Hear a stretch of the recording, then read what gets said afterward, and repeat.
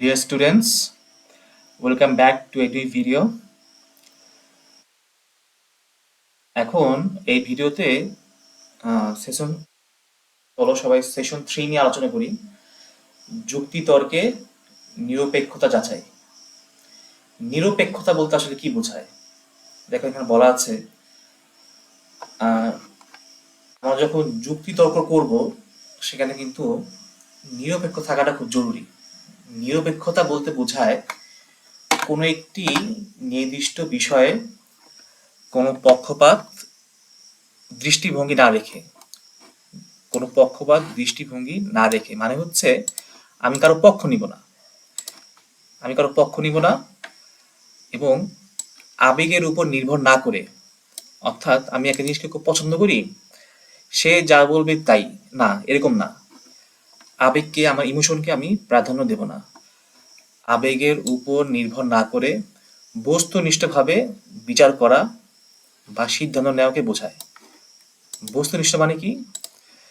ধরো কোনো কিছুর প্রমাণ আছে কিনা, বাস্তবিক বা এটা বাস্তব কিনা, আসলে তার যুক্তির বাস্তবতা আছে কিনা, সেটা প্রমাণ আছে কিনা, সাক্ষ্য আছে কিনা, এই জিনিসটাকে বলা হয় বস্তুনিষ্ঠতা। আর হচ্ছে যে কিনা বস্তুনিষ্ঠ কিনা, এটার উপর বেস করে আসলে আমাদের কোনো কিছু বিচার করা উচিত অথবা একটা সিদ্ধান্ত নেওয়া উচিত। এটাকে বলা হয় নিরপেক্ষতা। যদি প্রশ্ন আসে যে নিরপেক্ষতা কাকে বলে, নিরপেক্ষতা বলতে তুমি কি বোঝো, এই যে এটা এটা হচ্ছে এটা সংজ্ঞা। হ্যাঁ, নিজের মতো করে লিখবে। তারপরও দেখা যায় যে বিভিন্ন কারণে আমাদের ভিতরে এক ধরনের পার্শিয়ালিটি বা পক্ষপাতিত্ব কাজ করে। এরকম দুইটা ঘটনা এখানে আছে। একটা ঘটনা হচ্ছে যে, তোমার প্রথমে পড়ো, এটা প্রয়োজন হলে ভিডিওটা পজ করো, পড়ো। এখানে একটা ছেলের তার তার মামার সাথে মামা, সে তার মামাকে খুব পছন্দ করে। তার মামা তাকে খুব আদর করে, খাওয়ায়, গল্প বলে। কিন্তু মামা তার নিজের সন্তানকে পড়াশোনার ব্যাপারে খুব প্রেশার দেয়। এই ভাগ্নে সে এই কথাটা শুনছে যে আহ, মামা তার ছেলেকে মামার ছেলেকে খুব পড়াশোনার ব্যাপারে প্রেশার দেয়। তো সেটা বিশ্বাস করে নাই, কারণ তার মামা তো তাকে খুব আদর করে। তো সে কেন বিশ্বাস করলো না? এই বিশ্বাস না হওয়ার কারণ হচ্ছে তার পূর্ব অভিজ্ঞতা, অর্থাৎ তার পূর্বের যে অভিজ্ঞতা সেটা হচ্ছে তার মামা তো তাকে আদর করে। তো এই পূর্ব অভিজ্ঞতার কারণে ওই মামার প্রতি তার পক্ষপাতিত্ব কাজ করেছে, অর্থাৎ সে মামার প্রতি সে একটু বেশি ঝুঁকছে। হ্যাঁ, একটি ঘটনা আছে, সেটা হচ্ছে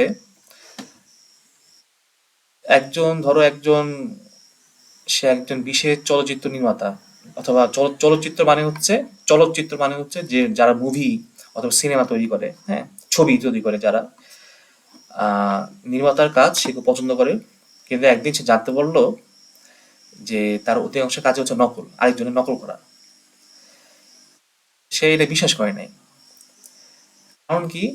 আমার এই বিশ্বাস করার কারণ হচ্ছে, বিশ্বাস না করার কারণটা হচ্ছে আমার আবেগ। এরকম কিন্তু দেখা যায় আমরা বিভিন্ন সময় দেখি যে আমরা বিশেষ কোনো সেলিব্রিটি, বিশেষ কোনো রাজনৈতিক ব্যক্তিত্ব, বিশেষ কোনো আলেমকে আমরা খুব পছন্দ করি, খুব বেশি পছন্দ করে ফেলি। এখন সে যদি কোনো অন্যায় করে, সে যদি কোনো মিথ্যা কথা বলে, তারপরে আমরা যে বিশ্বাস করতে চাই না। আমরা কেন বিশ্বাস করি না? কারণ তার ভিতরে একটা বিশেষ আবেগ কাজ করে। তো এই আবেগটা রাখা যাবে না। সিমিলারলি জাতীয়তা, সংস্কৃতি, সম্পর্ক মানে তোমার কোনো আত্মীয় স্বজন, তোমার অনেক ক্ষেত্রে দেখা যায় কি যে আম, আমার কোনো আত্মীয়, আমার কোনো ভাই, অথবা আমার কোনো সন্তান, অথবা আমার কোনো ছোট ভাই, সে কোনো অন্যায় করছে, সেটা আমরা আহ, ছেড়ে দিই, আমরা মাফ করে দিই না, যেটা অন্যায় সেটা অন্যায়। তো ইত্যাদি। তারপর এখানে আরেকটা জিনিস বলা উচিত ছিল, সেটা হচ্ছে ধর্ম। ধর্মীয় কারণেই কিন্তু ধর্মীয় কারণে আমাদের ভিতরে এক ধরনের আবেগ কাজ করে। তো জাতীয়তা, সংস্কৃতি, সম্পর্ক, ধর্ম ইত্যাদি কারণে আমাদের মধ্যে আবেগগত পক্ষপাতিত্ব কাজ করে। এসব এসব কারণে আমরা বেশি বায়াসড হয়ে যাই, আমরা বেশি মানে পক্ষে নিয়ে ফেলি।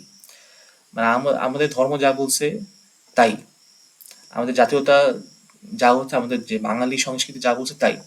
এখানে কিন্তু খারাপ ভালো থাকতে পারে, ধর্মে কোনো খারাপ কিছু নাই, আমাদের ধর্মে কোনো কিছু খারাপ নেই, কিন্তু দেখা যায় যে কিছু ব্যক্তি ধর্মকে অপব্যবহার করে, তারা ধর্মকে পুঁজি করে তারা আমাদের আবেগকে ব্যবহার করতেছে, আমাদের সিম্পেথি নেওয়ার চেষ্টা করতেছে। এই লোকগুলো অন্যায় করতেছে, কিন্তু এর জন্য ধর্ম দায়ী না।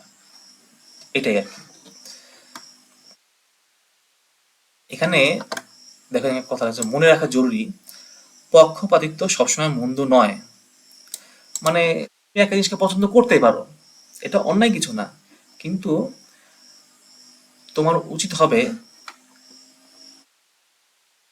মতের বিরুদ্ধে, অর্থাৎ আমি যেটা পছন্দ করি, যে কোনো কিছু হতে পারে, এর বিরুদ্ধে কোনো যুক্তি আছে কিনা, কোনো প্রমাণ আছে কিনা তা ভেবে দেখা। হ্যাঁ, আমি কিছু পছন্দ করতে পারি, কিন্তু তারপরও এর বিরুদ্ধে যুক্তি আছে কিনা ভালো করে প্রমাণ বিশ্লেষণ করা, প্রমাণ যাচাই করে তারপর হচ্ছে তোমার সিদ্ধান্ত সিদ্ধান্ত নেওয়া উচিত যে আসলে এই জিনিসটা সত্যি না মিথ্যা, আচ্ছা আমি যেটা পছন্দ করি সেটা আসলে কি ভালো কিনা। ভালো করে প্রমাণ যুক্তি যাচাই করে আসলে কোনো কিছু বিশ্বাস করা আরো বেশি প্রযোজ্য যারা সাংবাদিক। কারণ সাংবাদিকদের হতে হবে কিন্তু নিরপেক্ষ। সাংবাদিক শুধু এক সাইডের কথা বলবে, আরেকজনের কথা বলবে না, এটা হওয়া কিন্তু ঠিক না। তবে অনেক ক্ষেত্রে দেখা যায় সংবাদ মাধ্যমের উপর এর মালিকানার প্রভাবের কারণে সংবাদ অনেক সময় পক্ষপাত দুষ্ট হয়, অর্থাৎ সংবাদটা পক্ষের হয়ে সংবাদ পরিবেশন করা হচ্ছে। তবে এরকম একটি ঘটনা এখানে দেওয়া আছে, তো এটা পড়ে নিবে ঘটনাটা। আমরা যেটা বুঝতে পারছি, প্রয়োজন হলে তোমার ভিডিওটা পজ করো। এই ঘটনা অনুযায়ী এই সংবাদ মাধ্যমের যে মালিক, উনি তার চিনির ফ্যাক্টরি যে শ্রমিকের যে বেতন দিচ্ছে না, সেটা উনি চাপা চাপা দিচ্ছে। তো সাংবাদিক উনি নিরপেক্ষভাবে কাজটা করতে পারে নাই। এরকম আর কি কি কারণে একটি তথ্য, এটা খুব গুরুত্বপূর্ণ একটা প্রশ্ন এখানে দেওয়া আছে, আর কি কি কারণে একটি তথ্য বা সংবাদ প্রভাবিত হতে পারে বলে আমি মনে করি।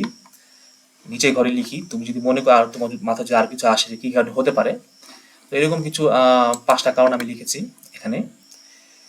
কি কি কারণে সংবাদ পক্ষপাত দুষ্ট বা পক্ষপাতমূলক, অর্থাৎ সংবাদটা পার্শিয়াল হয়ে গেছে, অর্থাৎ সংবাদটা একজনের পক্ষেই কথা বলছে, বিপক্ষের বিপক্ষের কথাগুলো আসলে বলে নাই। মানে একজন বিশেষ গোষ্ঠী বা দলের হয়ে কথা বলছে, দলের পক্ষ হয়ে কথা বলছে, কিন্তু যারা অ্যাকচুয়াল ভিকটিম, যারা আসলে ক্ষতিগ্রস্ত, যারা অপ্রেস, যারা তাদের পক্ষ হয়ে কথাটা বলে নাই। হতে পারে, তার এই তালিকা তৈরি করো। আহ একই প্রশ্ন দেখো, এখানে কিন্তু স্টার মার্ক দেওয়া, যেগুলো স্টার মার্ক দেওয়া সেগুলো কিন্তু গুরুত্বপূর্ণ না। মনে আছে কিন্তু না, মনে আছে কিন্তু আমি বলেছিলাম যে যেগুলো স্টার মার্ক করা সেগুলো কিন্তু গুরুত্বপূর্ণ। কি কি কারণে, একই প্রশ্ন যে কি কি কারণে একটি তথ্য বা সংবাদ প্রভাবিত হতে পারে বলে তুমি মনে করো।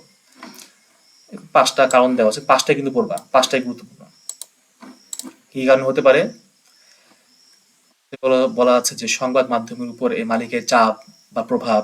হ্যাঁ, যে বিভিন্ন আইনের অপপ্রয়োগ, মামলার ভয়, বিভিন্ন রাজনৈতিক দলের চাপ, বিশেষ করে সরকারের পক্ষ থেকে সাংবাদিকদের উপর মাঝে মাঝে চাপ দেওয়া হয়, এটাও ঠিক না।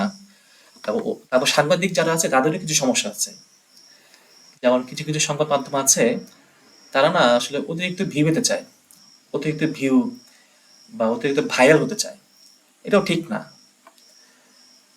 তারপর সাংবাদিকরা যদি নিজেরাই যদি কোনো রাজনৈতিক দলের হয়ে কাজ করে, অথবা সাংবাদিকরা যদি বিশেষ ধর্ম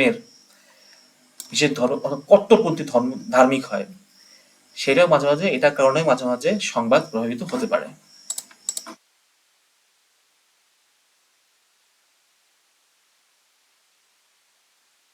আম, আচ্ছা, ওকে, বাকিটা অন্য একটা ভিডিওতে আলোচনা করবো। হ্যাঁ, সবাইকে শুভরাত্রি।